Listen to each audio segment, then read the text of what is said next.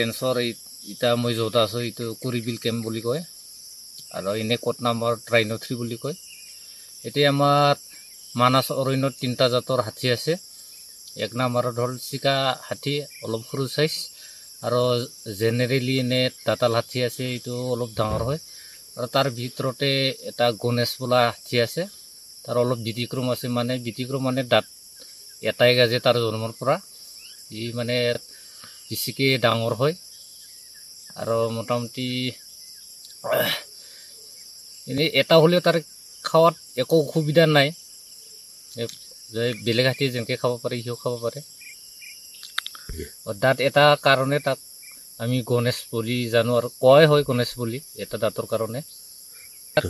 মানাস অৰণ্যত মোটামুটি 70টাৰ পৰা মোটামুটি 100ৰ ওচৰলৈকে আছে আৰু গণেশ হাতী। প্ৰায়ভাগে মানে আমি দেখা পায়ে থাকোঁ, আৰু এনে খুব আমাক এনে ডিষ্টাৰ্ব নিদিয়ে। আহে মাজে মাজে বেলেগ কিবাৰ পৰাও আহে, কাউণ্ট্ৰিৰ পৰাও আহে, আৰু অসমৰ বাহিৰৰ পৰা আহে। দেখাত অলপ মানে ভাল লাগে। দাঁতটো মানে কিছুমান টাইমত কিছুৰ প্লেনেও হয়, অলপ তেৰা চিষ্টেমো আহে, জন্মৰ পৰাই হয় আৰু এইটো